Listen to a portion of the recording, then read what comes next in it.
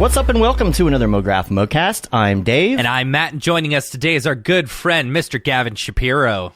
Hey, how's it going? And Mograph is a supplement to our site, mograph.com, which is a motion graphics tutorial site with tutorials, plugins, podcasts, and other Mograph stuff.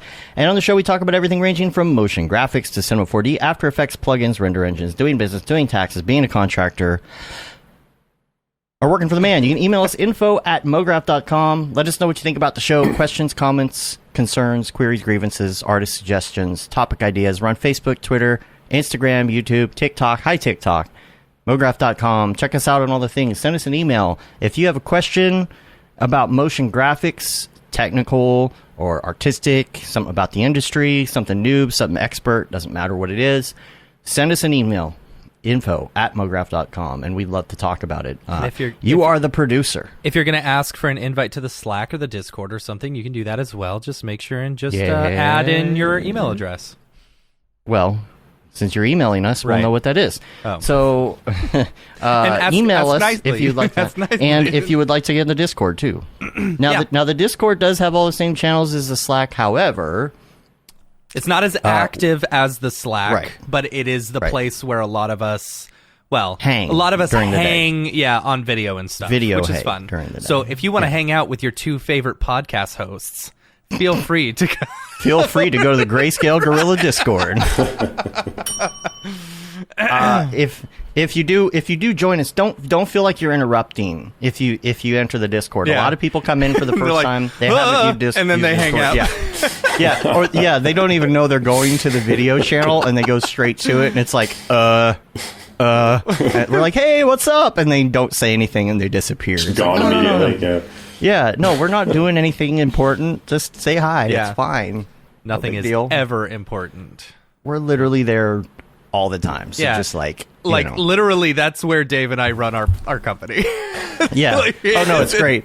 It's like, hey, Matt, you get that invoice? Oh, let me get that invoice. You take care of that. And like everyone else is just like, nice.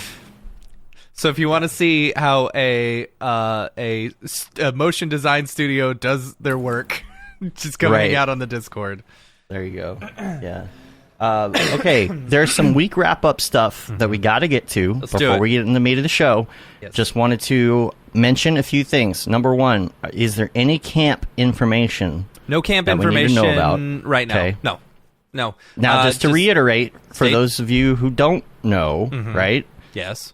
We've made some announcements recently. I don't know if you want to just quickly go over those. Sure, let's go over some quick Camp Mograph stuff. We're super excited. Okay, first of all, the date is the September 15th through the 19th of this year.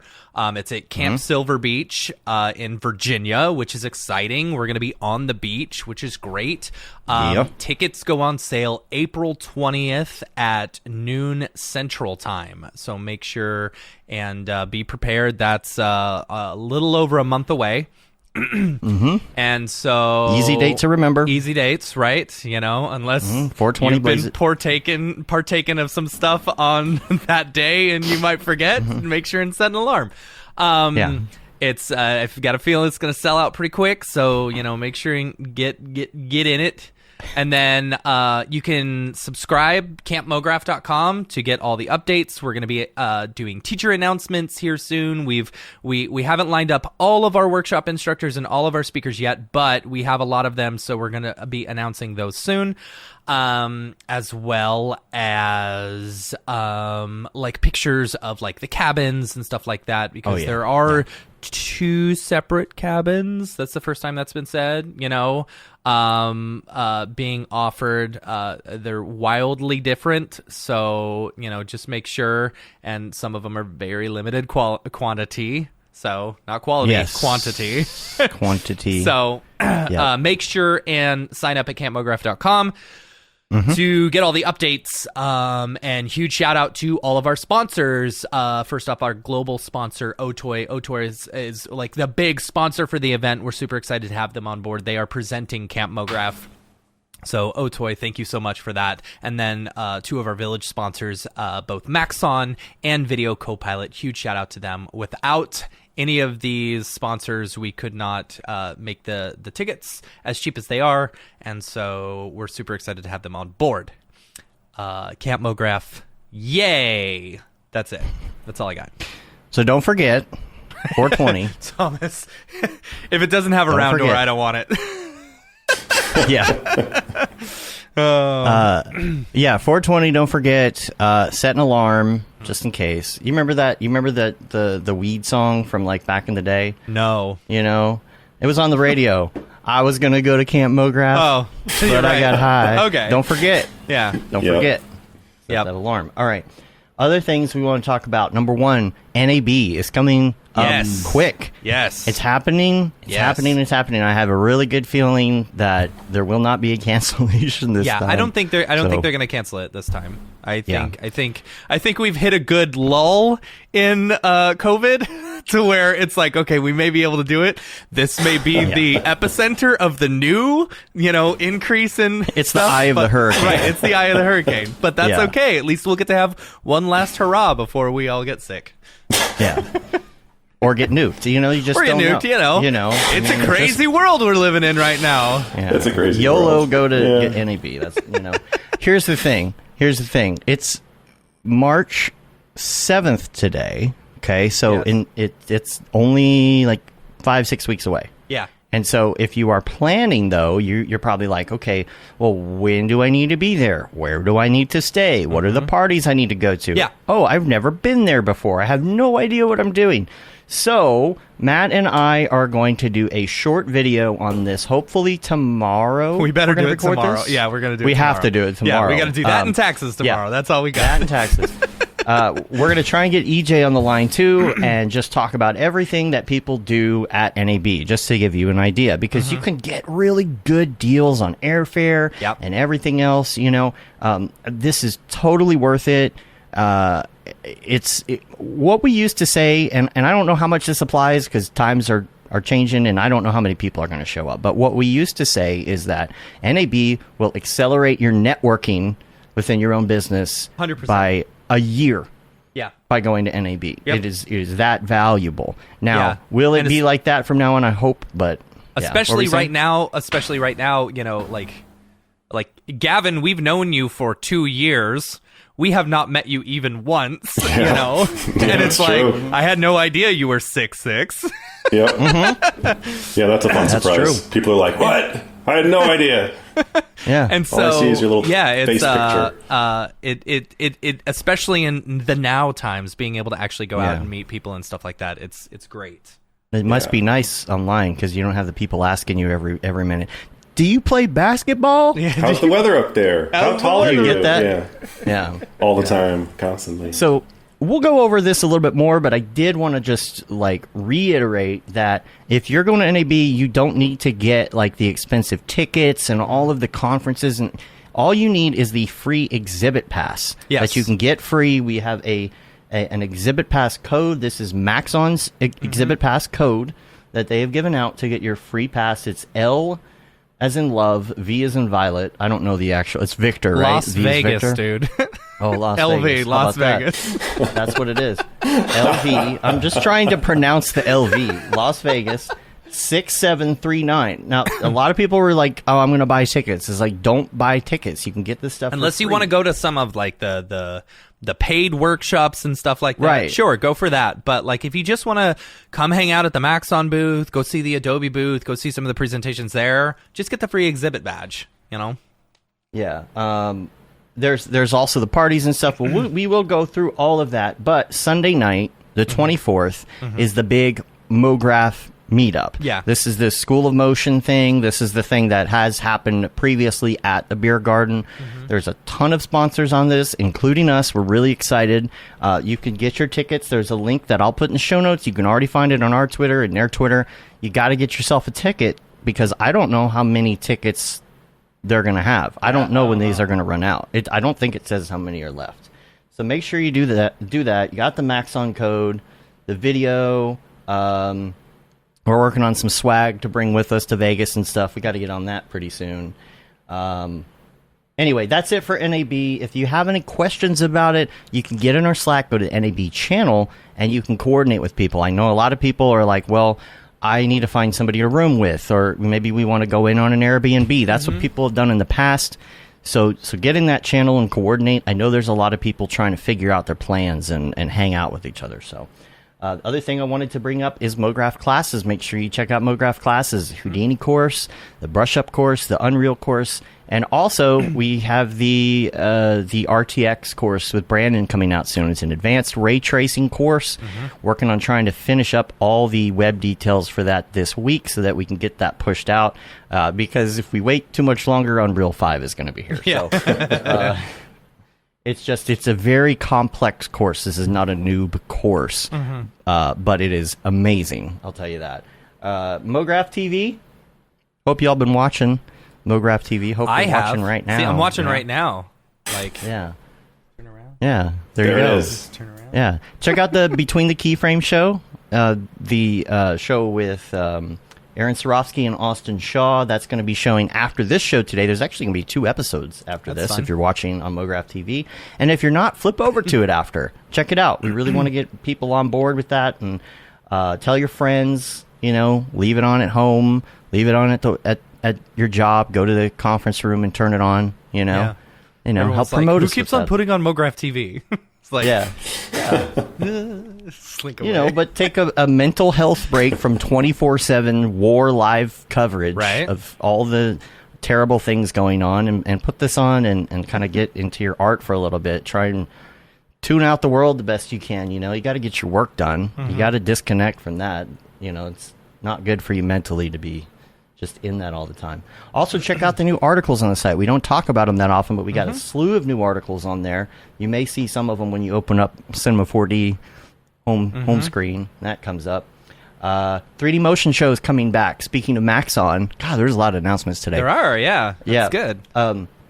On March 23rd, we'll put a link. You can see their announcement. They don't have the lineup on the site yet, but if you go to maxon.net, you can see who's going to be presenting, including very important this one people. jerk. This one, Yeah, wonderful one jerk. Matt Milstead, Yep. who's going to be presenting. Yep. You got to get me your presentation done, dude. I know. I'm, waiting. I'm working on it. Get it done today. Okay, good. The other thing I was going to say is send us your shorts. Not that kind of shorts, silly. Oh, that's what it Not that kind, silly. Okay, if you want. Yeah, I literally had that line written on the notes because I knew that was going to happen. The way you said it, I know. made it sound like, Yeah, send us your shorts. Dave wants to eat your shorts. Yeah, it's our OnlyFans site. No. The animated shorts, we're putting together a fun show that'll air every once in a while on Mograph TV that is just like strung together shorts, either like strung together really short shorts, or if say you had a 15 or 30 minute short, we can put in between some of the other things. If you would like us to play it periodically, of course, you put your logo on it and your link to your things and everything, but send it our way. Yeah. You can email it to us. Send us a link somewhere where we can download it. Just make sure it's 30 frames a second and 16 by 9.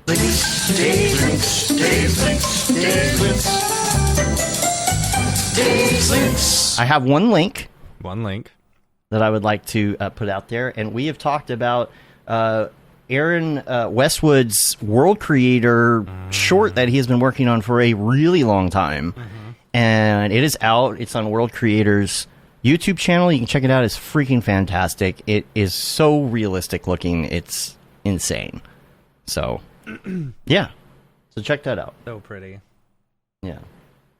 Anyway, Gavin, let's talk about you. It's been a year and a half. Yeah, it's been about a year and a half, because I feel like when we talked the last time, like COVID was still happening, you know. I believe you had COVID, at the time. COVID, yeah. And then what else? Like NFTs. You were doing NFTs, but NFTs weren't like the hot shit yet. Right. It was like a little side hustle, like, this is neat. Let's see if this turns into anything. Yeah. You were actually the first person that I ever saw talking about NFTs, like in a big way. Like, y'all don't even know. You got to check out the NFTs, y'all. You don't even know. And then you came on the show and you kind of told us about it, but you were the first person to describe what they were to me. So I'm hearing all the words like blockchain and things that I didn't understand at the time, still don't understand really. And like even then it was like, okay, cool. That's cool. And then we just didn't get into it until it was too late and everybody got rich. And so it's interesting though, because I think that was probably summertime of 2020. I think it was. So that sounds it was right. before, like it was before we bought Beeple pieces ourselves. Summer 2020 sounds right. Because I remember I did it with Chris Franos. He came on the show. That's right. We were going to do it in the same room, and then we were like, we should do it in our separate apartments to like set a good example for COVID. So like it was that point of the pandemic where it was like, stay at home. So yeah, 235, episode 235. 235. Yeah. Up to 320 now. Wow. Mm-hmm. June 3rd, it was a while ago. June 3rd. There you go. Yeah. So summer 2020. Yeah, it was before I even moved to this we new all look studio. so young. Yeah, the ravages of the pandemic hadn't hit us yet, you know. Right. And so we didn't really listen right then to your advice. But, I should have. Should have listened to my advice, guys. It was the next big thing, I swear. Should have bought some apes. Yeah, should have bought some apes. We all should have bought some apes. Yeah. Some of us did. Some of us didn't. Yep. You know. So we wanted to kind of catch up on what your journey has been, because he was just starting.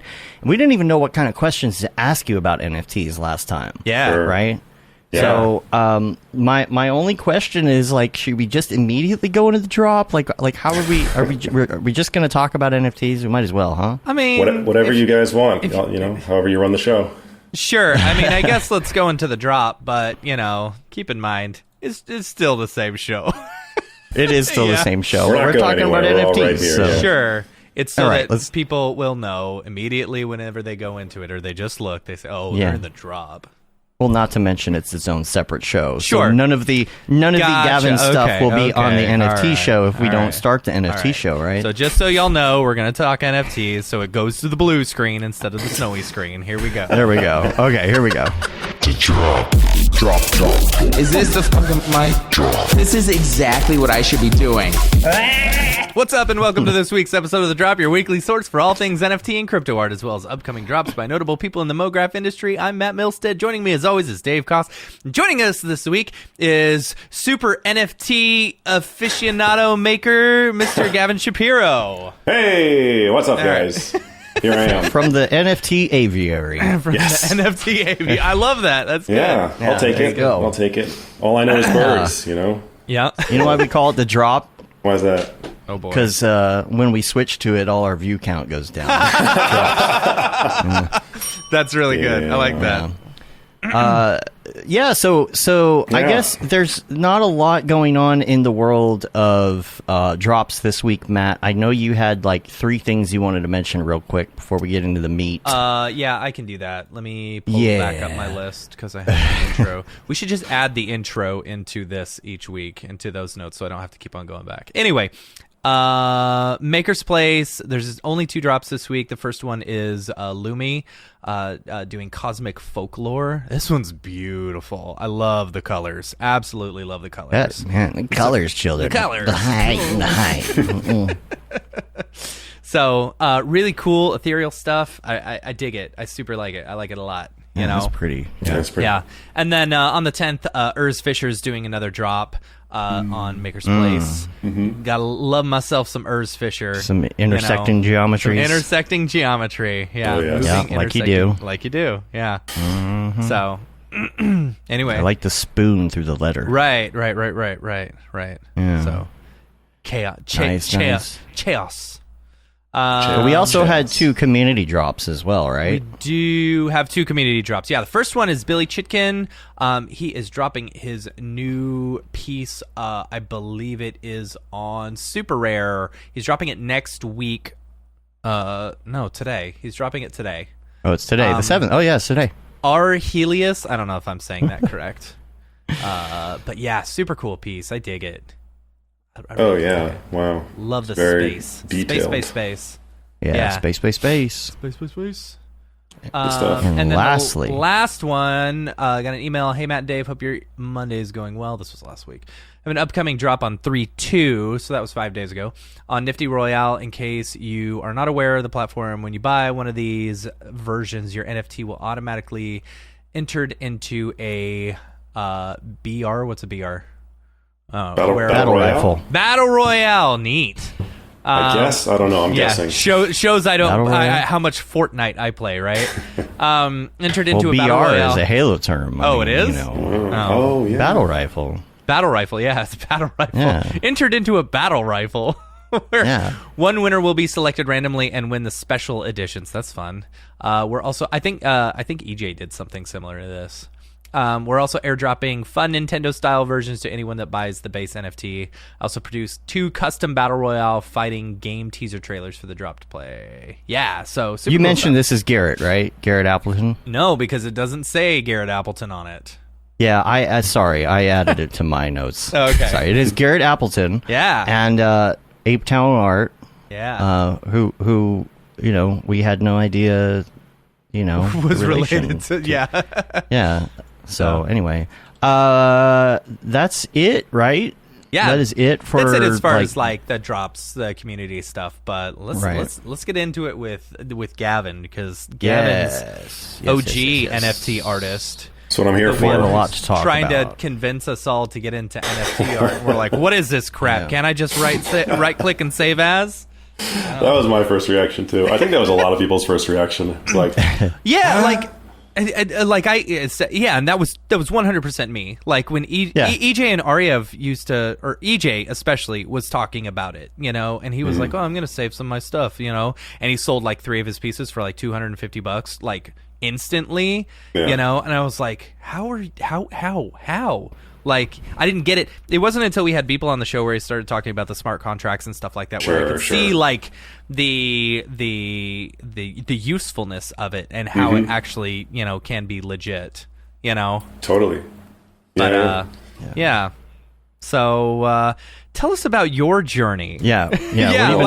What have you been up to since like Since basically 2 years ago? Yeah, Holy crap, blowing what have I up done? and, you know, doing tons of, you know, very successful drops.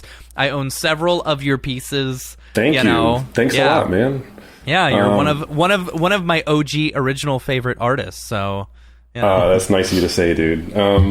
Yeah, it's been a crazy journey. You know, it's been really, really crazy and surreal and humbling, and I feel very lucky to have had this journey so far. I started, you know, I got into it because Nifty Gateway invited me to their platform. That's nice. Yeah. In I think May 2020. Does that sound right? Back before people were begging to get on the platform. Exactly. Yeah. They were just like reaching out to everyone. I was like, hey, this sounds kind of like a scam, but can you tell me more about it? Yeah. You know, it sounds a little too good to be true. Can I see your contract and everything? And, you know, but I was like, sure, let's try it. You know, why not? I showed it to a friend of mine who's really into the art world, and he gets it, and he was like, oh yeah, he recognized some artists on the platform already, and he was like, no, if they're on this platform, I think this is legit. I think it was Kenny Scharf, maybe. I think he was one of the first artists on there. But anyway, so I did it, and I was doing, you know, a drop with them every few months. And then in February 2021, I had a really successful release. And it was like, you know, I made more money from that drop than I was making at my day job. So I asked my day job if I could, you know, take a leave of absence to see if this was viable and if I could do it long term. And I as the end of the leave of absence was approaching, I said, you know, I think this is going well, so I'm gonna keep doing it if that's okay. And they understood. They were very, very kind about it. Great company. I was working at RGA, and yeah, so I left RGA, and then I have just been doing drops ever since. You know, I've been doing them on Nifty Gateway every few months. I've had super rare releases intermittently.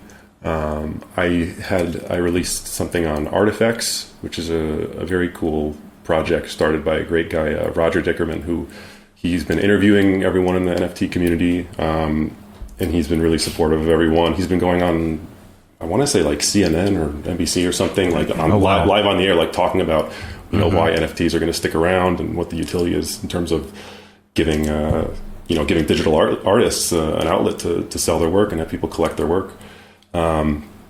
So he's a great guy. His stuff is worth checking out. Look up the Artifex project. Hey, this is Dave. I just wanted to stop for a moment and thank our sponsor, Otoy, the creators of Render Network and, of course, Octane. But I don't have to tell you that. You know who they are. You see the results of their render engine all over the interwebs, and we're very grateful that they're supporting what we're doing at Mograph.com, from this podcast to Mograph TV to events like local meetups and Camp Mograph and all our community building efforts. We can't wait to show you what's in store, all thanks to their support. Go check them out at otoy.com. Now back to the madness. Dave, come back. Let's see, are we still live? Oh, there's Dave. There he is. Holy crap, are we still on the air? It's amazing. We're here. What I happened? think so, yeah. What happened? Oh my god, I'm out of breath. What happened? Give me 1 second and I'll tell you. Sure. I had the fiber go out, right? Uh-huh. I had my fiber go out. And we do have a backup line. Yeah. But they had to redo the cable. They hadn't buried the cable. It's been sitting out for 2 weeks. I said, you must call me before you disconnect this. Last night I saw there was a trench. Oh, no. And they had done the new cable.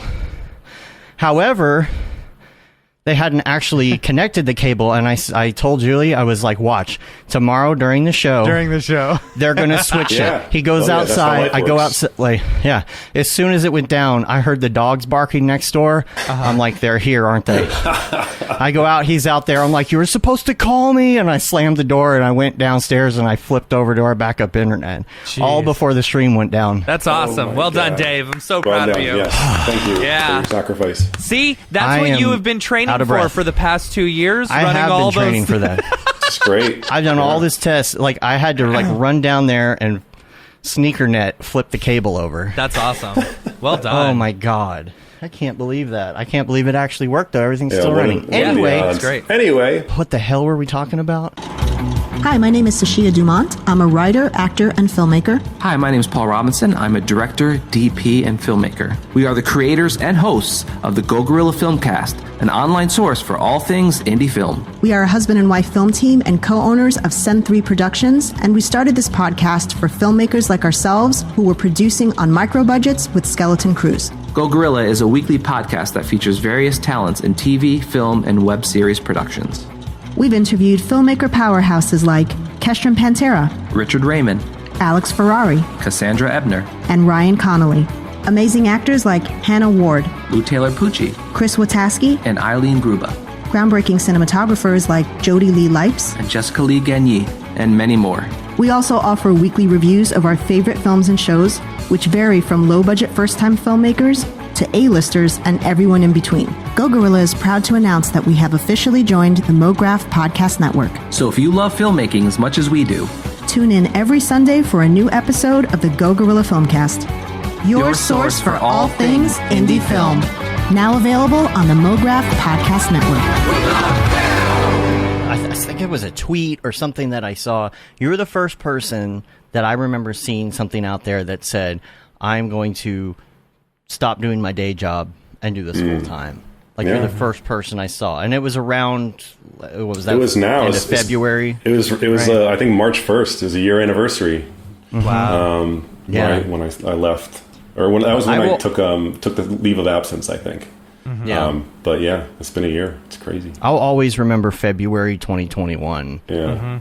That, Me too, man. That era, man. That was just like the boom. You Yeah, know, that was unreal. when everybody was. Yeah, that's when everybody realized they were missing out on making money. All of a sudden, Right. They were Yeah. like, oh, okay, I get it now. Yeah. You know. Yeah. No one wanted to So. do client work, and we were all bitter that we had to, while all of our friends were making Right. millions of dollars. Right. Yeah. Yeah.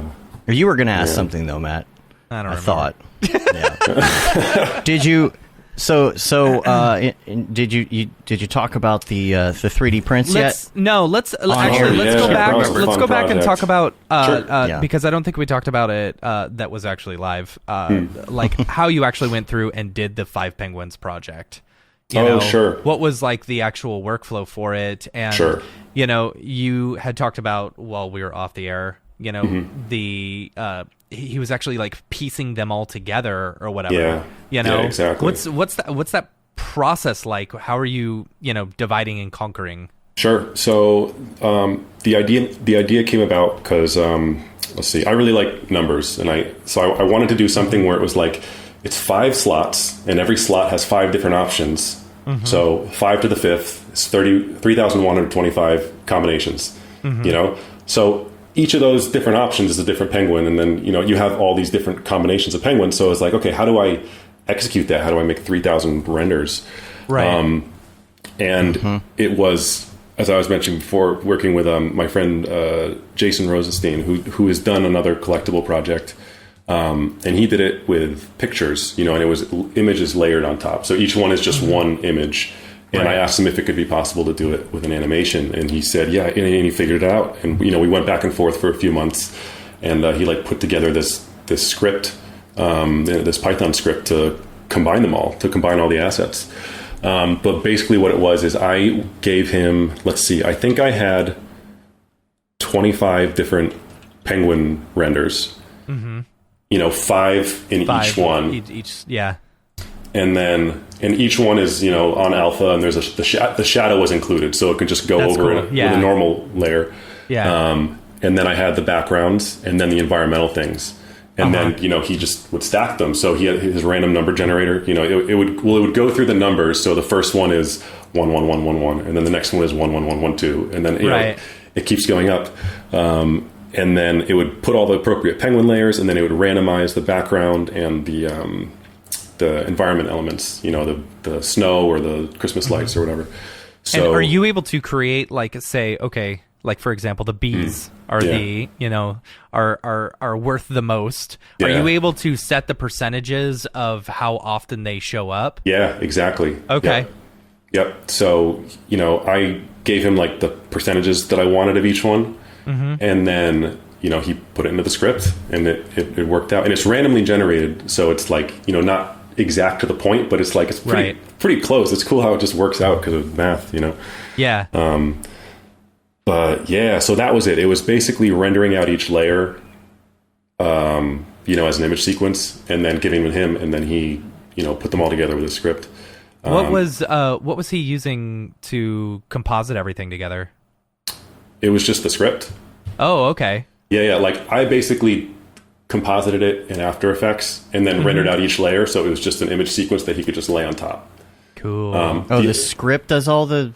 So the script just took the layer, and then the next one, normal mode, next one, normal mode. And it just has alpha in it, so it works. I think the only one that had an additive mode was the Christmas lights. Okay. And maybe, I think there was something else. I can't remember now. Maybe the snow. Definitely the Christmas lights, because if you put that on normal, lights kind of make a gradient. Right. But everything else, it was just a normal mode, But he figured it all out. He built the whole script, so... really, really fun working with him, going back and forth, because the whole thing was just a problem-solving adventure. How much time was it that you were like, I'm gonna do this, to when you actually launched? A few months at least. I'm trying to remember when I came up with the idea. I don't remember exactly. But there you go. There are the penguins. I figured I'd show them. Yeah, thanks, man. It was definitely a few months, maybe 3 or 4 months, if I'm remembering right. I think we launched December 16th, I want to say. Okay. And I feel like I came up with it in the summer or the fall. I love the idea that it's poker. Exactly. That it's poker hands and stuff like that. Exactly, because I wanted to make something where the rarity would kind of emerge naturally. Just from numbers creating it. Right. So it was you have your poker hands, cool. And then it's there's a straight. A straight is rarer than a pair. 5 of a kind is incredibly rare. But it just happens just because of how numbers work, and I think there's something really beautiful in that. It's just it's just nature. Yeah. Everything kind of comes from numbers in a way. Yeah. See, now you got to do 5 flamingos. Right. Thought about some kind of thing in the future, puffins, maybe. Yeah. Well, it was funny. What happened was there was a glitch when we first launched, and we had to stop minting and then fix it and then relaunch. So there were like 300 or so minted that had no graphics. So then we had to airdrop about everyone. that. Yeah, because Oh. I had 3 or something that was like coming soon or something like that, and I was Wait, like, why do I have this and then 3 other ones? There was a wait. glitch, and we basically had to stop it, and then we did a snapshot of who already got minted which edition, and then we airdropped those holders new versions, and then picked up the live mint from that point. That's a smart way to do that. Yeah. Just airdrop them the corrected version. Yeah. Yeah, exactly. But that collection still exists. It's on the blockchain. You can't delete it. Right. So one of the developers was like, yo, we should rename it Zero Penguins. So I was like, all right, that's awesome. So we renamed the collection Zero Penguins, and we put up the same header image, but there's no penguins in it. Can you not it's burn just those? like Does that mess something up if you burn them? Or I think you probably could burn them, but I think they're still on the blockchain. Like I think OpenSea could still display them. I don't know.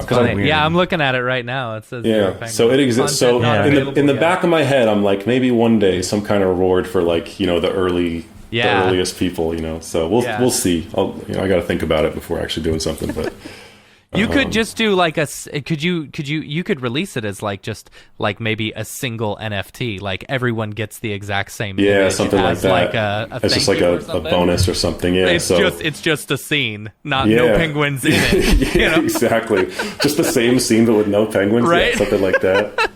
What date did you release this though? Was it before or after the robots, the why can't I not remember? The Mechaverse. Yeah, it was after question. Mechaverse. I think it was after. It was after. Yeah, I think it was after. My question about that was like, we kind of saw how that drop kind of got botched a little bit, and it too much really. Hype. Too much hype, It wasn't just the hype; it was the fact that the launch was pretty bad, and it made it worse, right? Yeah. Like the hype could have actually helped it had it not launched that bad. Did you have any were you nervous about like, okay, what if something happens during launch and it messes up the whole thing, and then like people are like, because it seemed to me that that's what happened with the Mechaverse. Oh, I think a lot definitely. of people are using Mechaverse as an example of kind of what not to do. What not to do. Yeah. Yep. Oh, yeah. I mean, I was stressed out of my mind that something would go wrong. And then something went wrong, like within an hour. Yeah. Right. And right. then we had to cancel the mint and redo it all. So good fix, though. That was a great fix. I mean, thanks to the developers. They worked their asses off on that. But I think that is a good lesson from Mechaverse about, like, how you do your rollout and make sure that things aren't too similar, and, you have the right kind of rarity and all of that. Yeah. Yep. I think what I learned from Mechaverse was, like, it seemed, because I love those guys, the two Matts who put that project together, and their art is just amazing. I've been following them for years, and when I saw they were doing a project, I was like, this is the one. Like, this is going to be like what NFTs could be. It's like these real artists who are incredibly talented, incredibly skilled. They're making a collectible project. Like, that's so cool. And then I think just like the hype train got on board, and it just... so many people hopped in, and then there are 100,000, 300,000, 500,000 people trying to get it. And then it's in Forbes. It's like, now everyone just wants it so they can sell it. Like, people don't want it for the art anymore, which I think is a real shame, because the art's beautiful, and they knocked it out of the park. But I think it just got out of hand. So a thing I learned from that was I don't want to overpromise, and I don't want to, like, make something that, you're... get on the whitelist, you can sell this for money. Right. I was like, don't hype it up. Just be genuine about what it is, and I didn't make a Discord for my thing, because I didn't, I saw people, getting scammed on Discord, and it's like, now there's a Discord community you have to maintain. You got to get a Discord community. And it's like, and it's like, it's not what I'm good at, like, I think I've done well in this space so far, because, I got in early, and that's a huge privilege, but I've only... Let's see. I've tried to focus on taking advantage of my strengths and the things that I'm good at, and like managing a Discord community is not something that I would be able to do well or like in a sane way. I think it'd be terrible for my mental health. I'm already on Twitter 24/7, which is draining. Yeah. I'm not cut out for this much social media. So I didn't want to take on another thing that I knew I wouldn't be able to maintain and then let people down. So from Mechaverse, I basically learned, like, don't bite off more than you can chew. Yeah. I think. Right. Yeah. Yeah. I think that's good, though. Yeah. I mean, you've got all the amazing pieces that you've released. You did a really cool collection drop with zero expectations from anyone. Yep. You're definitely making it more about the art and less about the money. Thank you. Yeah, and then it's fun because then when I do decide to do something new that that is part of the same collection, but there's a new piece of it, it's like that's really exciting for people. Instead of like, where's the thing you promised? Why are you delivering? When an airdrop and all this shit. When airdrop? Come on, friend. Yeah. So friend. Yeah. It's just more fun that way to just be, not overpromise, and then you can just have fun with it, and it's a fun surprise. What's I like asking this question to NFT artists. What's your ultimate end game? Ultimate end game. Yeah. Like, oh boy, is there a number where it's like, okay, at this point, I think I'm going to retire. I think I'm going to stop doing art and I'm just going to have fun. Or I'll only release one piece every 6 months. Or what happens if NFTs become stupid? Sure. I mean, no, those are great questions because it's like, what is the end game? Right? Let's see. I would say my goal is to just be able to make a living making art.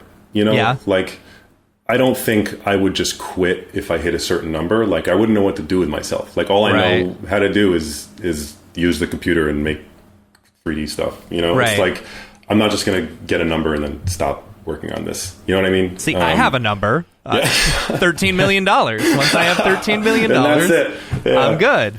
I just go travel for the rest of my life. That sounds pretty good. I would like to travel more, but no, I mean, it's like, it's funny. My girlfriend Audrey could tell you this too. It's like every time I finish like a Nifty Gateway drop, because when I've done a Nifty Gateway drop, they invite me to the next one, like, in 4 months or 6 months or something. So every time I'm approaching the drop, I'm like, okay, after this drop, I'm going to take a break. Like, this is going to be it. I've been working so hard on this. And I finish, I'm like, breath of fresh air. And then they're like, hey, so the next drop is April. And I'm like, all right, great, sounds good. And then from that point on, just up in bed at night, like, what's my drop going to be? Ooh, I can't wait to figure this out. And it's like, it's a problem solving thing. It's like, I can't not make stuff, so your body feeds off that stress. And if you don't have it, then you'll die. Yeah, it's funny. It's not even the stress. It's just like, it's fun to work hard on something, and then at the end you have it, and you're like, it's like, it's you. Like, it's a piece of you. It's a piece of you. Yeah, you're forming identity essentially. Yeah. It's like you get it out, and it's like it's satisfying to look at it, and it's like, I had it. This is a dream that I articulated. Yeah.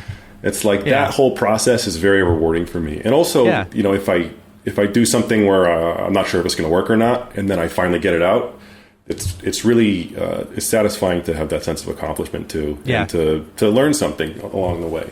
I would like to keep learning things. I don't want to stagnate. So I always try to do something a little bit different or a little bit new each time. I have this fear that, like, because I don't do flamingo loops anymore. Like the flamingos show up, but I didn't want to just be like, all right, I'm now the flamingo loop guy. Yeah, but also like I didn't want to look back on my career and be like, all right, I did another 400 flamingo loops after that. Right. I guess that's all I do. Oh, they need another one. Okay, it's time to make another. It's like I want to try to be doing something that pushes me a little bit each time. Yeah. And also is new in the context of what people are saying in this space. Because there's so much opportunity for that. It's a new space, and I think a lot of people are coming in and they're looking at it as like an opportunity to make money, but I see it as like an opportunity to do something that's never been done before. Yeah. Because people throw around the term NFT kind of loosely and like not really understanding what it is, but it's like it's a medium essentially. Yeah. Like from an artist standpoint, like NFTs are a medium. Yeah. And it's like they can offer new tools and new things that you can do with it. In new ways that people can interact with each other. And it's, I just think that part of it's really interesting, and I think there's a lot of opportunity to discover new ways to use it. Yeah. So I don't know. What was the initial question? When am I going to stop? Anyway, I guess coming back to it, it's like, I don't think I do have an end goal in this. I think my goal, because I found when you have an end goal of something, often you get turned around along the way and you have to pivot. And, I'm not necessarily going for one thing in 10 years. It's like, I want to have sort of principles that drive my actions. And then along the way, I'll have the space to pivot and figure out like what the best path is. I think that's the best way to put it, I think. Let me ask you this. Yeah. Go ahead, Dave. I feel like you've been... A question that's something I actually wrote down, and you kind of touched on this for a second. But one of the things that I've been thinking of lately with a lot of our NFT artist friends, right, who are really getting into this, they're making a lot of art and whatnot, is how do you keep up your technical chops during all of this, right? Now, if some of our friends are making new things with every single NFT they release, right? Like it's a whole new venture every time. But a lot of our friends are in a specific genre, and that's why people like them, right? Yeah. Like, oh, so-and-so does this kind of thing, so you're going to do those kind of things, and that is your type of art that's selling. Sure. How do you stay up to date technically with maybe other techniques, other software, all of that stuff? Because what happens if in 3 years, all of a sudden, God forbid, your sales fall and you're like, okay, I've got to do some other things, or NFTs go away. Who knows? How do you keep your chops up? Great question, man. I mean, it's just a matter of like, I guess, being diligent about it and being like, I'll try not to do the same thing this time, or I'll try to learn something new, or, like recently I was asked to do like an AR sculpture, and I had never done that. And, that involved like turning something into a GLB and then putting it in an environment. So it was like, I was like, okay, I don't really know how to do that, but I'll learn how to do it, and I tried to I had to upgrade to R25 because R21 can't export GLBs or something. Yeah. So now I'm on R25 at last. But so I learned that recently. I learned, I sort of started taking a look at Embergen, which is really cool. Yeah. Right. Yeah. It's so cool, man. Oh my God. It's really cool. I have a piece coming out soon that uses a little bit of that. And then in my upcoming Nifty Gateway drop, I'm using it in that also. So it's a very cool thing that I sort of been putting off learning because I had never done like smoke or fire or anything like that. The last time I tried was in like 2015. I was trying to do it in Houdini. And it would like take an hour to like do the sim. And I was like, oh, I don't like it. I try new parameters. And then it's like, oh, okay. And I was like, how does anyone become a Houdini artist? This is insane. Right. So that was the first time I gave up Houdini. That's happened. I know. There have been like two other times where I was like, I'm going to learn it. I'm going to like watch the tutorials, I'm going to do it. And then it's the same thing. After a few days, I'm like, oh boy, I need to like spend a year on this. But maybe Stop I'm blowing being it up. afraid of Houdini. Stop being afraid of Houdini. I was thinking of just getting that course and just diving in. Right? Yeah. So let me see. I think a better answer to the question, though, is find new techniques that will help you tell another part of your story. Okay. Because for me, I had this idea. There was a part in the animation where like something was smashing against the ground, and I wanted like steam to come up. And I was like, oh, I don't know how to do steam. And then I was like, well, why don't you learn Embergen? Like you've seen, videos on Twitter about Embergen all the time. Like, pick it up. So for that, it wasn't like, okay, do the tutorial, try to figure it out. Oh, it's hard, but push through it. Like that can be kind of frustrating. It's kind of like learning a language with flashcards. It's like, it's not really going to stick unless you have a purpose, unless it helps you tell some kind of story or you use it. It's got to have some kind of purpose. You got to learn it so that you can use it to do something. So I would say like push yourself to try new techniques that will allow you to tell a new part of your story. You know what I mean? Because one of the things you asked us kind of, it might have been off the air before we started, is what has been going on in the motion graphics industry. Yeah, guys, what's going on in the motion graphics industry? Yeah, and it's not just like, staying up to date on techniques and software and tutorials and stuff. It's also about the networking, the connections, and things going on. And I don't think anybody really does it on purpose per se. But we talk to you. We talk to people like David Ariev, Ryan Talbot, who are just like, I am so immersed in this and just like constantly on Twitter and doing the collector thing and networking. Like completely switching careers. It's like switching careers. Feels like even that though it's the sometimes, same, it's the same general thing, but it is like basically switching careers. Right. Yeah, it's a vertical, if you will. Right. Yeah, and so like you don't want to lose that. You don't want to lose your connection to your friends and other people you may know and like what's going on. NFT people who have moved to NFTs and are so immersed in it. It's not on purpose, but it's just like, do you even know NAB's happening next month? Like the community aspect of the whole thing of it's like wild. It's a different community, Yeah. But I don't want to lose it. And it's like I try not to only follow like NFT people on Twitter. It's like I have a lot of motion graphics people I'm following, a lot of AI art, which is really interesting. I'm getting into that now. But it seems like everyone's learning Blender. Seems like Blender is the new thing. It's so funny. I sort of predicted this like maybe 5 or 10 years ago. People were like, Blender, what's Blender? I'm like, I bet Blender's going to like take over one day. I bet in about 10 years, Blender's going to take over everything because it's so much more accessible. There's no price barrier, it's just like it's free, you can get it, you can learn it. So now 10 years later, after all these 13-year-olds learning Blender for free are now 23 and they're getting in the industry. Absolutely. It's like when people are looking, like, is Blender in studios now? So what? Some, yeah. There's some. There was a studio that was entirely Blender, and then they ended up screwing themselves because they tried switching over to a Maya Houdini, pipeline and stuff like that. Yeah.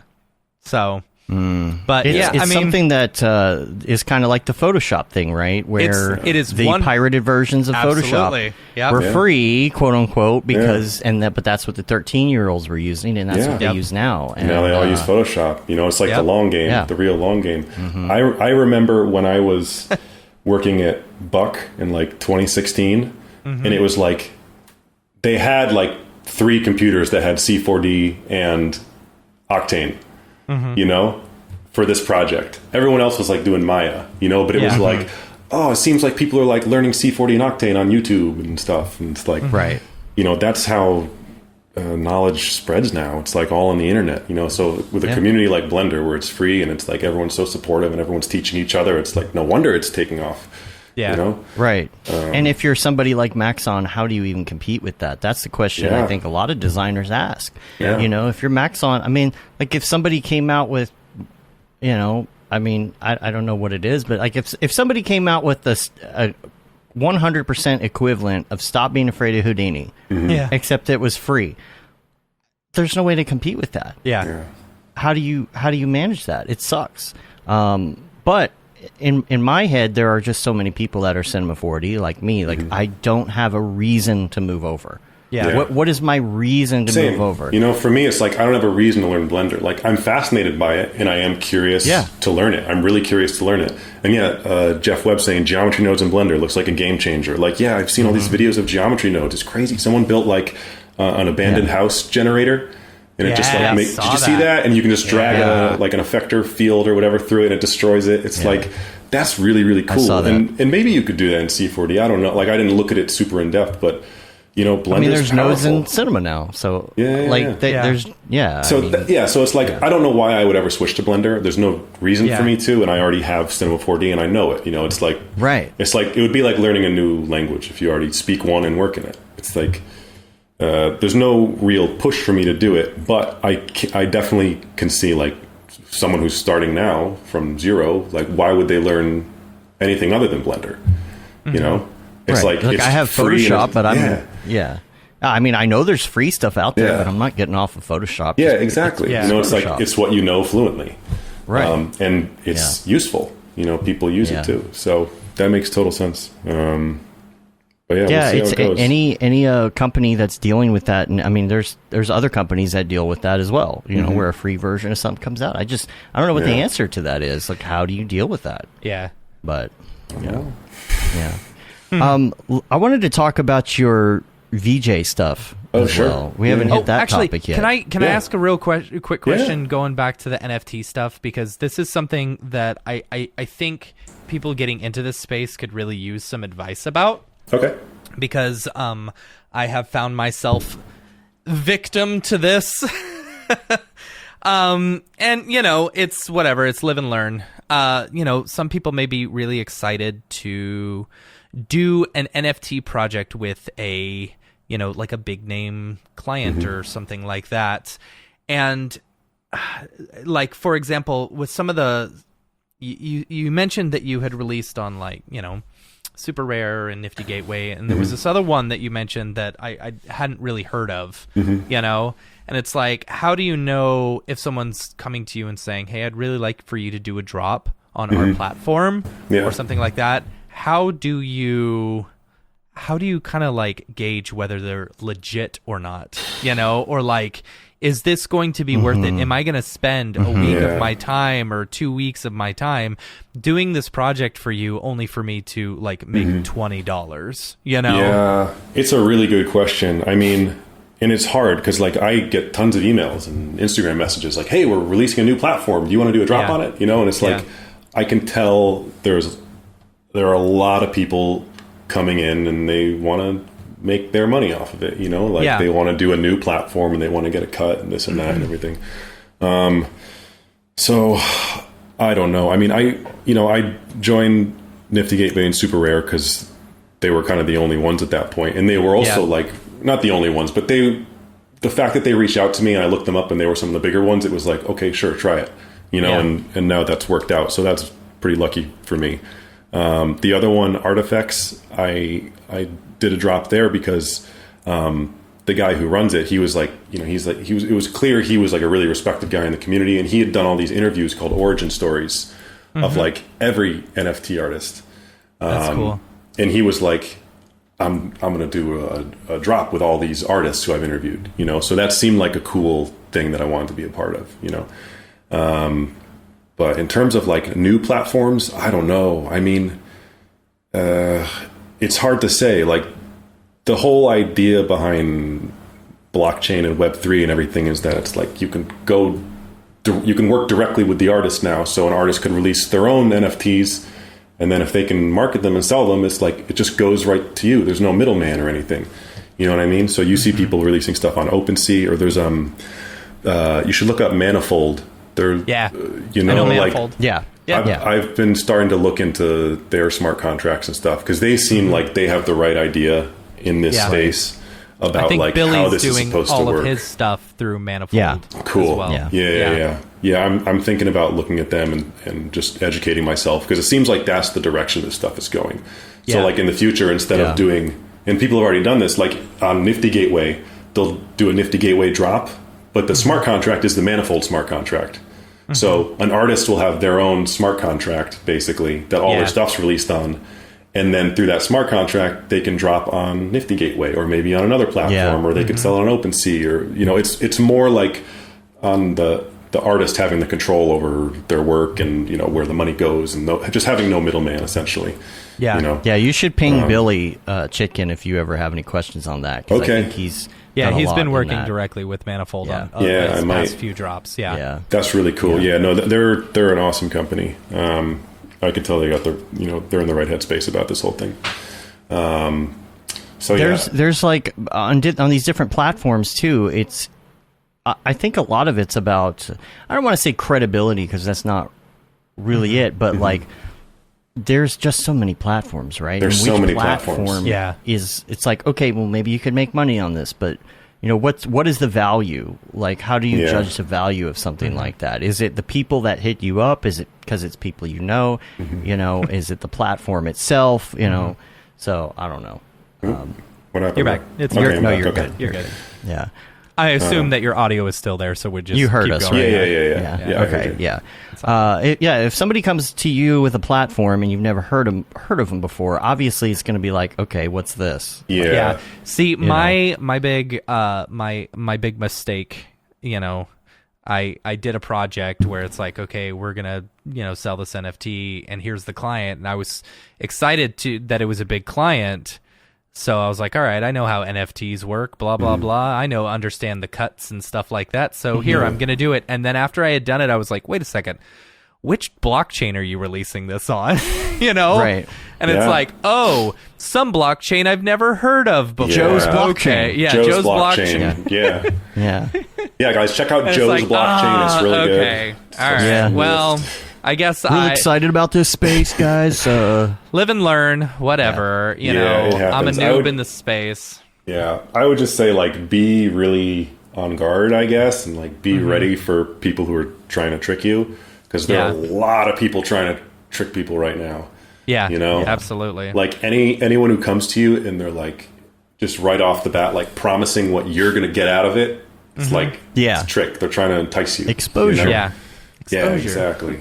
So and so has used this blockchain. We did something on this blockchain, and it sold out in a second to this. Yeah. It's like they're trying to convince you to use them. You know, so just think about what they actually offer. If you'd get anything out of it, and if not, you know, I don't know, release on your own drop on Tezos, or do it on OpenSea, or do it. You know, Someday somebody's going to figure out how to like put value to exposure dollars. I mean, hey, that could be a very conceptual NFT project. You know, you make like exposure coin and get paid in exposure. There you go. Someone's probably already done it. Who knows? Patent pending. Patent pending. Yeah. Pen pending. Yeah, Ryan Talbot's on it. Yeah, exposure coin. Yeah. Let's do it, Ryan. Exposure coin. Yeah. Get paid in Probably exposure. worth more than Russian money, at least at this Yeah. point. You know. It's worth more than a man. ruble. Yeah. Yikes. Oh boy. Yeah. Let's talk about the DJ. Unless you had more, Matt. Let's talk about the DJ No, stuff. that's good. Yeah. Okay. Yeah. We yeah, go into yeah. 3D printing after that too. Yeah. Oh, sure. yes. Yeah. Yes. That's a fun Yeah. one. Yeah. Talk about the DJ stuff. Yeah. The DJ stuff. Yeah. Yeah. So my stuff has sort of like from the beginning, when I first started making personal work, it was always intended to be used as concert visuals. Yeah.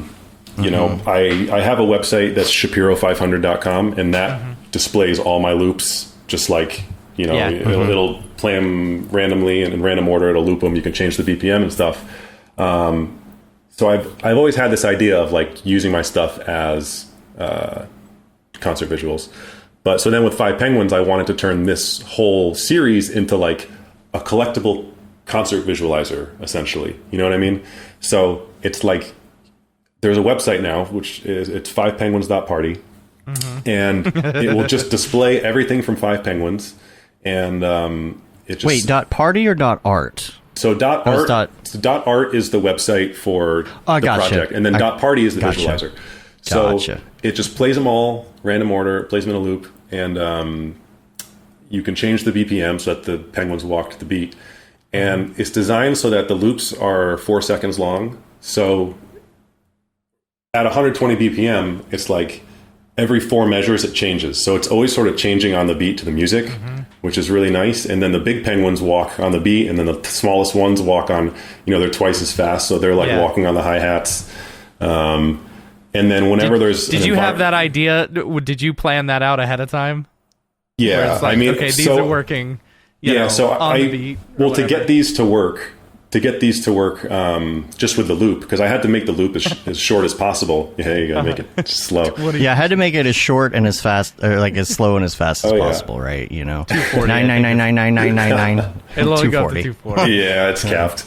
But yeah, so to make this, so the original thing was the loop had to be as short as possible, because, you know, there are 3,000 of them and each one's going to have X number of frames. Right. So if each one's 12 seconds and, you know, it's 360 frames times 3,000 Yeah. loops, it's crazy. So Yeah. the shortest I could get it down to and have it like not be going too fast, because the background's looping too, was 4 seconds. So I did 4 seconds, and then to get stuff to divide into 4 seconds, it was the penguins are every second, and then the other ones every half second, and then the middle-sized penguins are 3 times a second. So that'll all work out over 4 seconds. Right. It'll all Yeah. work out over 2 seconds with the backgrounds for anyway. So this was all planned just because I always sort of plan things math. to The math be part. the math Right. part. You know, I always Yeah. plan things to like You're work good at the like math part. puzzle pieces, kind of. You know, Right. like in one of my tutorials, I talk about this too, where I do most of my loops at 12 seconds. So then if I want stuff to loop in it, there are a lot of numbers that fit within 12 The is multiples threes of and 12. the fours, Right. yeah. And the So if twos. something's yeah, exactly, so all of those things, I could make something happening for every 4 seconds or 6 seconds or 2 seconds, and it'll all That's loop smart, within. yeah. So I always design things that way, so then I don't have to think about it later. Yeah. So then I'm Yeah. just like, I can just extend the endpoints, and it'll just still work, no matter Yeah. what. So Yeah. Yeah. And you could do 2-4.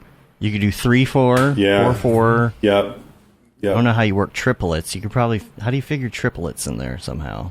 yeah, You well, know. yeah. So you can get it all. Trap music these days loves their triplets. Hamburger, hamburger, hamburger. Yeah, Yeah, there you go. you need those triplets. Need the triplets. Well, yeah. So the middle penguins walk 3 times a second. They do 3 steps a second. So there you go. They're ready for you. Your triplets. All right. But anyway, Do you have yeah, a background in music? Like you must. I have to. loved playing guitar as a kid. Yeah. Okay. Yeah, I played a lot of guitar, and I always had a love for music. And I liked when I was first learning like video editing and stuff. I loved like combining like timing stuff to land on the music. You know what I mean? Mm-hmm. So Yeah. now it's all coming full circle. So Yeah. so all my stuff sort of works as VJ loops, but then this whole series I wanted it to turn into a whole visualizer project that people could collect the individual pieces of, So then the idea is now that this is a free thing and anyone can just use it and play it at a show or something, maybe more people will see it at a show and then they want to play it at their show. It's like a way for it to naturally sort of spread. And I think that's one of the reasons why I started gaining traction initially with my old work is because I had that VJ site, and I would get people like, VJs and DJs would send me videos and stuff like, oh yeah, I was putting your visuals up at my party last night, and they would send me a video of them using the website, which was really, really cool to see. So yeah, that's the idea behind this new Five Penguins announcement, is that it's a collectible concert visualizer, essentially. So anyone can use it for free, Nice. and they can use the visuals. They can put them up wherever. And then, if you want, you can collect the individual pieces of it. If you like the art. Cool. Let me ask you. Yeah. Let me ask you about the 3D printing stuff. Sure. Yeah. Did you have another question, Dave? No. Well, yes, but let's do this first. I was going to talk about utility. Did we talk about utility on or off the air at this point? I don't remember. I don't remember. When we Yeah. talk about things off the air, then I forget. Yeah. We talked about the utility thing? Well, the utility is the being able to use the Five Penguins for the. Did we talk about that part of it? The concert Okay. visuals. Yeah. That. Yeah, okay. And also, it's the shape of a Twitter banner. So I didn't know if we use specifically that talked too. about the... Okay. Yeah. Yeah, it's all So- a big blur now. I can't remember when we talked about these things. Okay. So the you did a drop for Nifty Gateway Yeah. called Real Collectibles for an imagined reality, Yeah. right? Where you did the zoetrope of the flamingos and stuff like that. Right. I'm still confused because I don't know whether that was real or not. That's great. That's the idea. So that was the point of that drop. That was one of my first Nifty Gateway drops. Yeah. And like and- I remember that because I'm like, is he like I saw this like gigantic thing or something. I'm like, is this real? I don't know if this is real. Is he like? That's 'cause awesome. You really effed up my my idea of what an NFT was at the beginning because That's I'm like, great. wait, is he selling his art as Right. physical things or something? Right. I love that. That makes me so happy to hear, because that was the idea behind that drop. Was like, okay, new technology, NFTs. What is an NFTs? Collectibles. You get something. So I was like, what if I make these objects that you'd actually want to collect in real life? Yeah. Like, here's the dancing flamingo, but it's like a wooden box with Right. Yeah, here's this one, this crazy zoetrope. This is inspired by the work of John Edmark. It's so cool. He's amazing. So he figured out this technique where he uses like the Fibonacci angle, the golden angle, which is how like sunflower seeds grow and stuff. It's like the most optimal way for seeds and petals and leaves to grow. Where it spaces them out, and then the sun can hit them really easily. Like, Dave, go back to that. He other made one. zoetropes with this stuff, which is really, really cool. Oh yeah, so this is the is one this you were real? talking about. No, Or it's is not this- real. Yeah. It's 3D. God, it's so good. That's the one we were Thank you. wondering about. Like I Yeah. saw this and I'm When it like, came out. that thing's got to be real because I've seen this like the zoetrope at Disney World where they've got, I was like, looking at that as a reference. And it's like that. Yep. It looks exactly like it. See, this I looking at that knew as a was not reference. real Yeah. because I was like, "There's no way. There's You no can't get way. a drone going that fast. It's too right? expensive. Yeah, Yeah. it's a lot of bronze. Hell Yeah. no. It's not just the drone; it's the manufacturing of Yeah, all those exactly. statues. But Right. yeah. But yeah, man. So the idea behind that drop was like, let's play with the idea of a collectible, whether it be digital or physical. There was one which was the kinetic sculptures in that, and then as an addition of 10 these kinetic sculptures, and then one of them broke, so there was a single broken one. So it ended up being an addition of 9, and then one broken that I sold for half price because it was broken. But as an NFT, it's like that's an addition of 1, so that's the really valuable one. Right. I was trying to just play with that idea of what does value mean in these different spaces, and if something's broken, is it more valuable or less valuable because it's a single edition? So it was just supposed to be sort of a confrontation of And of see, what you I saw expect that. for this. I saw the dancing flamingo, like the broken one. And I was like, "Oh, sweet, cool! He actually made physically the things Right. that I told him he should Yeah. make." And it's like, no, he didn't. No. Yeah. But to jump off of that, Right. Yeah. you released STL files for Yeah. an actual zoetrope that you can Yep. 3D print, That you can 3D print. Yeah. which is so cool. So this was one of the most fun drops I ever did. This was really fun. I did this with Chris Ferranos. He helped me with all the 3D printing stuff. So the idea for this drop came from, like, a lot of people have been doing collector rewards, and people have been asking me, they're like, "Hey, are you ever going to do a collector's drop on Nifty Gateway?" So I wanted to think about how to like really honor that and do it in the best way possible. So I made this drop. It was 2 zoetropes, and the idea was collectors are eligible to get this amazing, beautiful, luxurious collector's zoetrope. It's it's $1. It's for you, my dear collectors. Here you go, this reward for collecting my work. And then I was like, okay, I should do another one that's like a really shitty one, like a really cheap one, to make this one look better. So this contrast is like, here's the mass market zoetrope, here's the collector's zoetrope.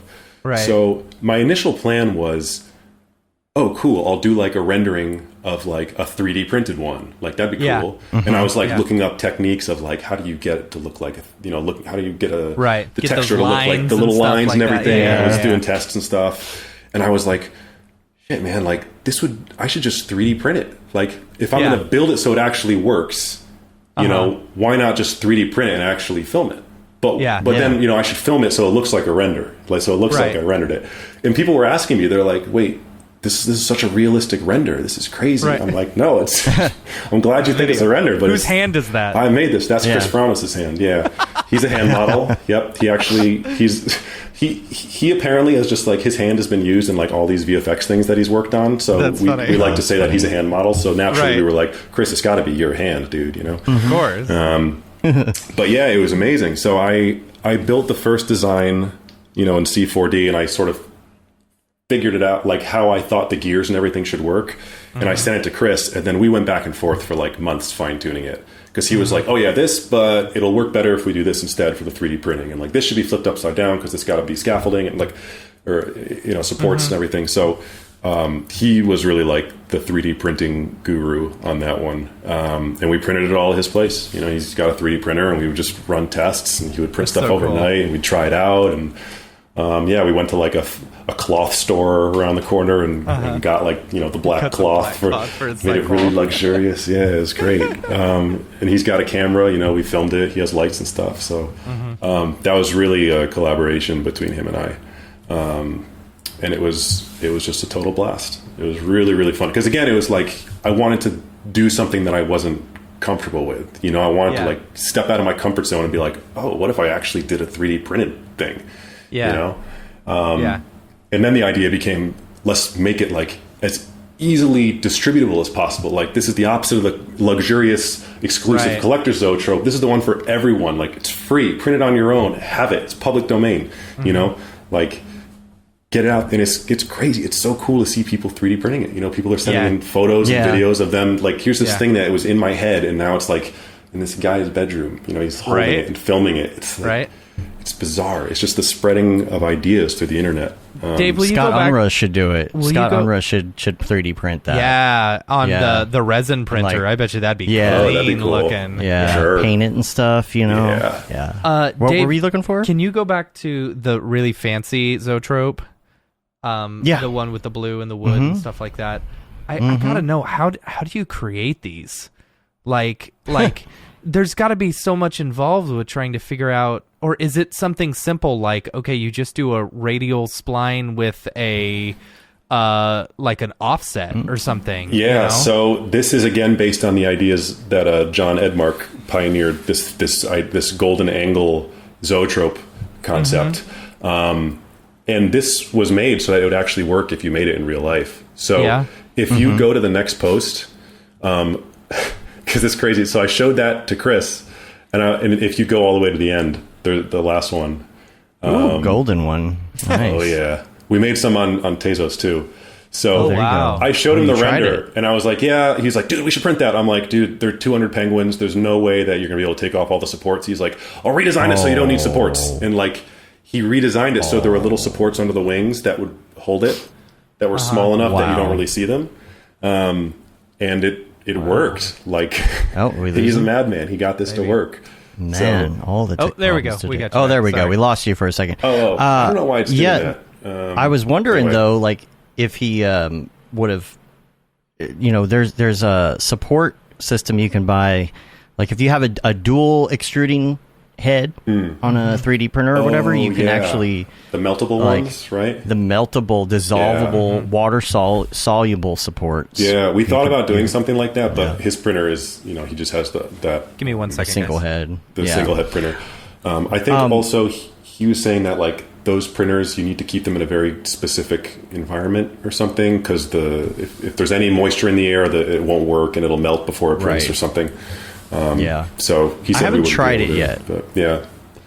Yeah, it's really cool because something like this, you could do all those little supports for those little mini Yeah. penguins and then just like put it in the water. Exactly, and just melt them away. Yeah, it's pretty cool. So, on these, sorry, real quick. Yeah. So, like jumping back to that, Yeah. how do you create these though? Yeah. Like, how So- are you doing them Oh, in yeah. C4D? Totally. Like, is it literally a helix or whatever? It's a Mograph. It's a cloner. It's just a cloner. Okay. It's a radial cloner, and every new clone is the golden angle degrees away. So it puts each one around, and then it also, I think, increases the scale slightly. So it gets bigger as it goes out. I'd have to look at the exact setup because I also have it so the individual ones scale down as they get to the edge. Yeah. But it's basically like there's a cloner that's distributing them every, I think it's 135.7 or 137.50. It's like a very specific number. But yeah, it's distributing them that distance every time and pushing them out slightly. And then I have another cloner, I think, that's scaling them bigger and then smaller. Something like that.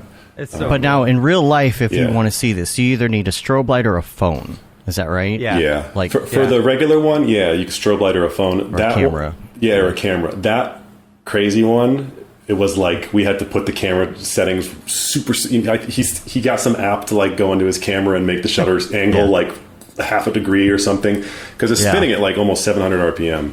Like it's really, really fast. Like That's dangerous. Yeah, exactly. We didn't give away the files for that one because we're like, no, that's a liability. You'll kill someone. But also, you need we were like, how are we going to spin this? Because you have to spin it. It's such an exact speed. It has to go. Right. So basically, the idea is every new instance, every new penguin is the golden angle apart, which is like 135 degrees or something. And then every frame, the camera has to spin that exact distance. Right. So then every time the new frame is in the same place, and you get the animation. Right. So And how do you get a special motor for that? yeah, or- so he talked to a friend of his who is into like RC airplanes or something like that, and he was like, "Oh yeah, dude, so you got to get this kind of motor and this kind of thing, and you can control it with this knob." And so him and his friend put that together, and then Chris 3D printed like an enclosure for the motor and then like a plug for the thing. Like he's a wizard. That dude is a genius. He's a dude is a genius. He's probably the smartest guy I know. He's brilliant. He's just like on another level. But yeah, that was a really, really fun project to put together with him because it was just all problem solving and it was like a new medium that I'd never messed with. And it was great. And then it was fun to mess with people too because they didn't know what was real and what wasn't. Right. You know? Right. Yeah. Yeah, you got And that's what I'm all someone- about. I just want to gaslight my audience, and have Right. them not See, know what you if I need to made it or do not. is you need to release now, like Beeple has done, a physical piece that you can Yeah. sell at Christie's, right? Right. Of the actual physical, Yeah. zoetrope. Yep, You know? yep. Well, I pretty sick. have all those zoetropes left over. He was like, I'm going to throw these out. I'm like, no, I'll take them. Yeah. So I got them all in my closet. I don't know what I'm going to do with them. But yeah, maybe give Save them those. I think I want to like donate them to like NFT museums or something. Yeah, You know, yeah, like those. yeah. I feel like those physical NFT spaces that are popping up, like that'd be a cool Yeah. thing to have there. Yeah, you yeah, know? yeah. So we'll see, but I'll hold on to them for now. Yeah. Till time is right. That's cool. Yeah, pretty fun. So What else what are you you got there? working on next? Yeah.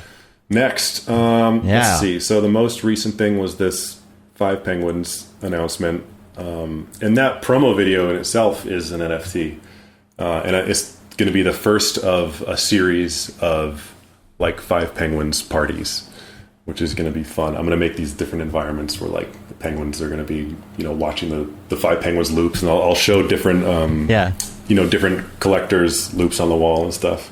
I think It reminds me of like something Smearballs would do with his characters. Totally. Or Right. did do with Totally. his characters, right? Yep. They're all having a party. Yep.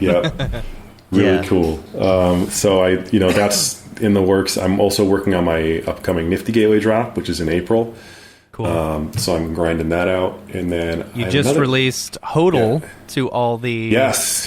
1 year HODLers, Oh my god. Hodlers. which I got. I was sitting on very that for excited a year. about. I made that a year ago, and I was like, I'm going to give it to him in a year, and then I Yeah. just thought about it a Nice. lot since then. So it's Yeah. good to have it finally off my chest. Yeah, I always thought that was weird. I saw that initially on that Yeah. drop, and I was like, "Who's buying this? What is this? Yeah. I don't know what it is." Yeah. And then it was mine. Yeah. Who knew? There you go. It was yours. Yeah, man. No, I thought it'd be fun to do like a reward to the people who held on to it. Who Yeah. got it because they wanted it and didn't get it. Yeah, to flip for it. sure. So that was really fun. I have a drop with Pack coming up. His Metamorphosis nice. drop. Oh, nice. That's going to be amazing. I think he's got 30 artists in it, and they're like big time artists. Yeah. So really humbled to be a part of that. That's going to happen sometime this month, I believe. But yeah, Nifty Gateway thing is what I'm working on now, and I have another project, a super rare release. I don't know how much I'm allowed to talk about it. It's sort of with anyway. I'm working on it. It's okay. Nobody watches. Yeah, no one watches the show anyway. But yeah, I'm working on that too. I think that's the main stuff. And then I have like 1,000 other ideas for things that I'm like sort of chipping away at, and then I'll announce them as they come to fruition. The ones that actually do come to fruition. Yeah. Because there's a lot that doesn't. There's a lot that I tinker with and then end up discarding. All right. How about this? Yeah. I will help you create the beautiful, like, golden and marble stuff, and then we together will sell it at Christie's. How about Sounds great. Let's do it. Let's do it. Yeah. I'm down. A marble. Oh, boy. Look who it Look is. who's here. Look who it is. It's Fellow bird. Airdrop Ostrich. Airdrop ostrich. The collector bird. Right. The collector bird. Hello, Yeah, collector he's- bird. Huh? What's that? Oh. He said he showed up because you're his favorite equine NFT creator. You know that means Equine. horse, right? Oh, okay. Do you have anything that you need to say to Gavin? What are you doing here? Yeah, what's up, buddy? Yeah. Oh, he's got a joke for you. Okay. Okay. All right. He said, how does Gavin Shapiro get the ideas for his NFTs? He wings it. I do. Okay. Yeah. All right. The handshaking. Do you have anything that you like wanna like ask Gavin, like besides a joke? Yeah. I'm not gonna ask him that. No. Okay. He wants to know if you ever plan on making any ostrich NFTs. Oh wow, you know? Yeah. I have thought about that as a possible bird. They're very expressive, like the flamingo. You know, they're like a wizened, hardened flamingo in a way. You know, it's like more dinosaur-like or something. Yeah. So it's Where'd he go? It's not out of the realm of possibility. Where did he go? Yeah.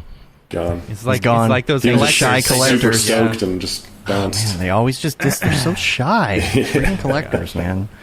Yeah. There's no okay bye like Dorpy. You Right, Yeah, right, just- right. just You gone. never know when he leaves. Just disappears. Irish goodbye. Ostrich goodbyes us. The ostrich goodbye. Yeah. The ostrich goodbye. Oh man. Yeah. Who are Oh, some of boy. your favorite artists? Do you Oh, collect man. as well? Yeah, I collect art. I'm a bit of an art collector myself. Right. You know? Some of my favorite artists. Okay, let me see. I have like lists of these. So first guy that comes to mind is Let's go to your profile and I'll start reading off who you've Right. oh, here. You know what? Let's go Let's to find his wallet. Oh no. Yeah. Let me see what I got here. You got 40 of them. Yeah. Got 40. Yeah. Got some rhymes like dimes. Oh Got yeah. some shams. That's Got a bunch of yours. All right, what are you looking at, Matt? I'm looking at Nifty Gateway. Oh yeah, so Oh, Nifty. okay. So Okay. I put a lot more stuff on a hardware wallet. Let's see. So one of my favorite artists right now is this guy. I'm probably going to say his name wrong. Hadi Tabasi. He's an incredible animator. How can I send this to you? Just put the link in the dingus in the dingus? Skype dingus. Yeah. Bring it Let's up. see. Let me like get to his page Is it HADDI? Is that here. that sounds familiar? This guy right here, one of like the smoothest animators HADI. I've ever seen. Just really, really like expressive animations, like a lot of personality. Totally. And I totally man, that love elephant his walk work. one is so Elephant's cool. so good, right? Yeah. So much style. that. So I got his camel walk. That was like the first of this animal series. Yeah. And he's been starting to blow up lately. Like it seems like everything he puts up, it just gets a bid and sells immediately. That's amazing. So his work is just really, really good. If, like this one that he just did a gorilla. Yeah. Really, really cool stuff. So I love his work. Gorilla walk cycle. Do you know That's Tony great. Tony Babel? Oh yeah, Tony Babel's it great. is. Yep. I'm a big fan of his work. Tony Babel's awesome. He's killing Yeah. it. He's doing very well. I also Yeah. love this guy. This is Kinetic Graphics. He's been really making some mind-blowing stuff. He does a lot of interesting scale loops. Oh wow. Wow. Yeah. Is this like infinite? This goes forever, yeah. So it's scaling Yeah. up like almost Yeah. imperceptibly, you know. So it just sort of goes forever. So his work's incredible. That's gorgeous. That's like Gorgeous, Dang. right? I also love this guy. Here's another one. This guy, That's so crazy. Retarn. I think Matthias, Matt Retarn. I think I've seen this one. Yeah. His work is very cool. If you go to his profile, you'll like see that his style is just so immediately recognizable. Wow. And that's what I love about some artists. You know, like when I find an artist that I love, it's usually because they have a style that only they can do. And it's like you look at Yeah. it and it's man. immediately Yeah. recognizable, and it's also just unique and it's theirs and no one else. And they're also very technically skilled. You know, it's like this is like virtuosic ability. Like it's just so good and so unique. So good. I love this bird bro. Right? That's So it's awesome. such beautiful work, Love and it's that. really unique. So those are some artists on my radar right now, Amazing. who I think could use deserve a little more attention than they're getting. yeah, a little Yeah. love. A little love, For real. And then I also love the OG looping guys. Like I love Arbin's work. Arbin, I can't pronounce his last name. Vasiliou or something. He's like an OG looping guy. And then Andreas Wannerstedt's great. Oscar Peterson, I love his work. Who else? Let's see. I'm going to follow all these people because this is so cool. This guy too. Matt Taylor. Matt Taylor's awesome. He hasn't. Matt Taylor. I don't know that one. Matt Taylor's great. He hasn't released stuff in a while, I think. But he's just one of those guys great. Who's like so technically skilled. Oh my gosh.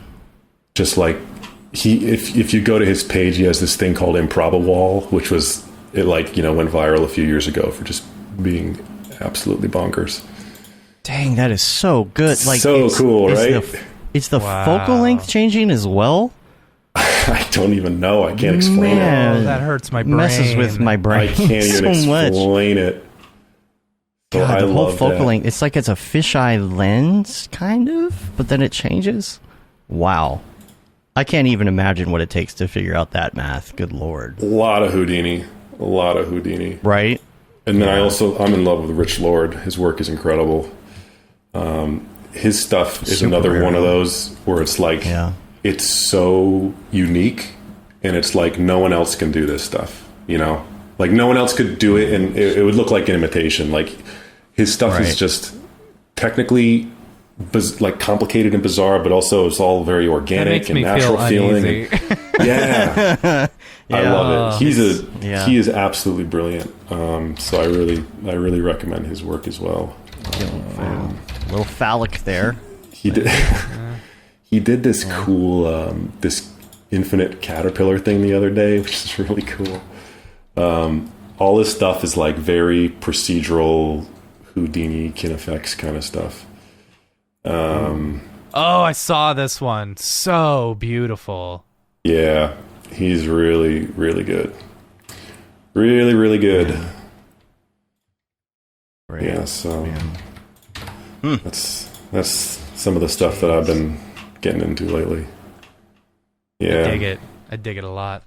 Yeah, there's a lot of cool work out there. A lot of really great artists. There are super talented people. Yep. Super talented. Yeah. Awesome. Anybody else have any questions in the chat? Yeah. Anybody?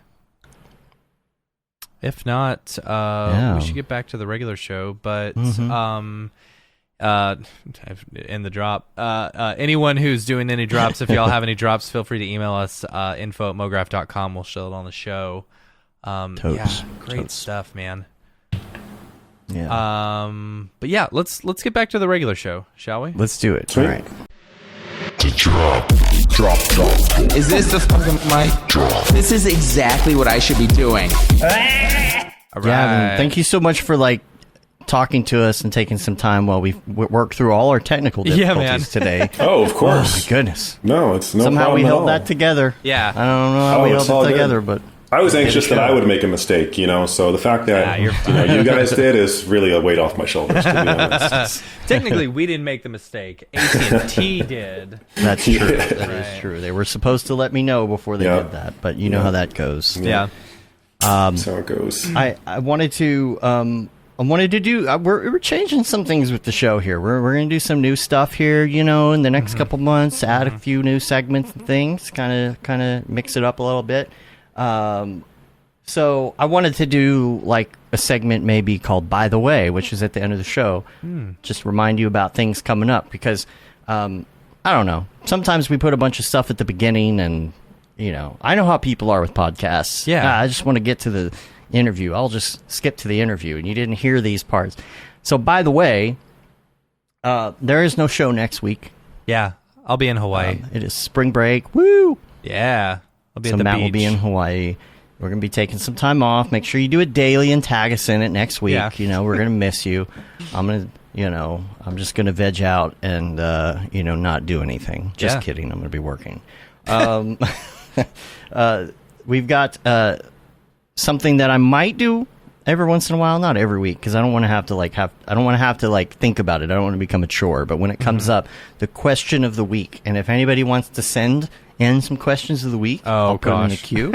This one. And the question of the week is, this is from Jags. Okay. Are there more doors or more wheels on the planet Earth?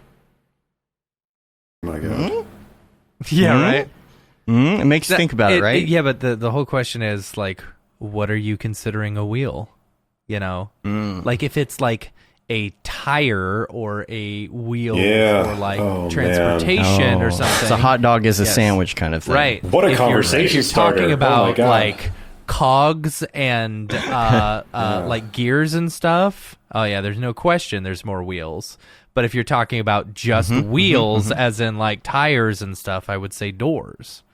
Anyway. Yeah, I'll let you think about it. I'll have the answer for you next week. No, you No, I won't. No, I won't. I'm just You kidding. got to go count them all, you know? Yeah. I'll be back, guys. Hold on a second.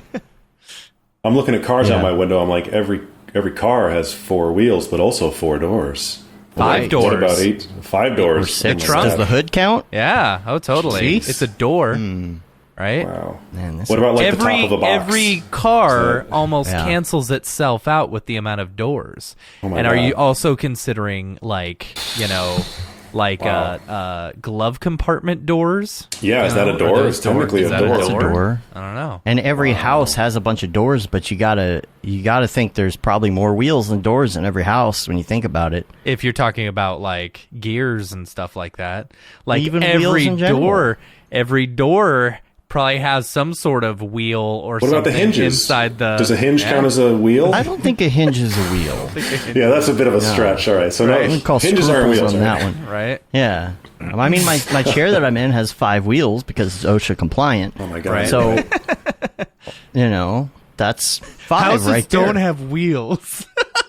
There's wheels in the houses, though. Oh, Wow. that's funny. Yeah. Oh my I don't know. God. Anyway, What It's a great question. what is life? I'm going to be up at night thinking about that instead of my nifty gateway drop. So I'll Yeah, right.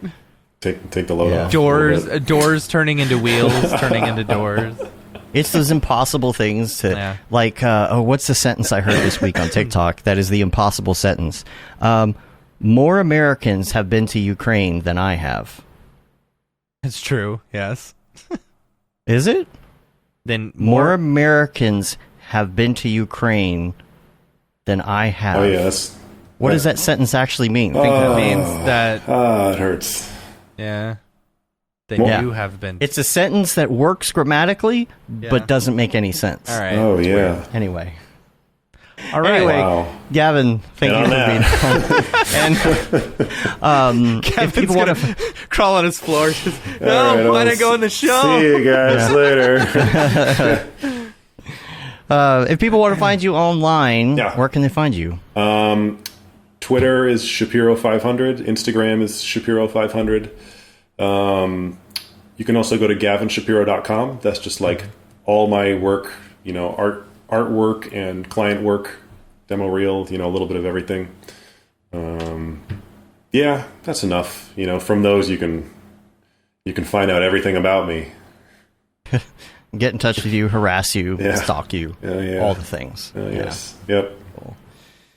All right, well, we're going to get out of here. You can rate us on iTunes, leave a review on your podcatcher choice. Help us get our ratings up. Leave a little review, subscribe, and subscribe to our newsletter. You get updates every month about what we've been up to, the articles and new shows, all the stuff you may have missed. And you can say you've been there, done that, got the T-shirt with the Mograph logo tee, the Feel the Bab 2020 shirt. All the profits from that go to Doctors Without Borders. And you got the Render Things T-shirt, hoodie, and long sleeve tee, the Mograph Blandishment shirt, and of course, the That Render is Fire T-shirt, which you are only allowed to wear ironically. Unless You're shams. Yes. And we're on Facebook, we're on Twitter, we're on Instagram, YouTube, TikTok. Hi, TikTok. Anybody? TikTok. Yeah, a couple people there. All right. On Hello, TikTok, TikTok. and Mograph.com. Check us out. Make sure you put on that Mograph TV, turn it on, and yank the knob off. Okay. Rip the knob off. Yeah. Yeah. Mograph TV. Yeah. And that's pretty much all I got. Until next time, I'm Dave. And I'm Matt. And I'm Gavin. Have a good one. Later, yo. See ya.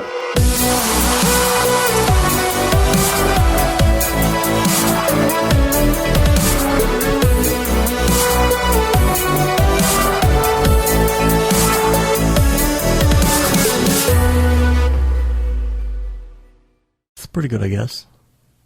Mograph.com, an online resource for motion graphic artists.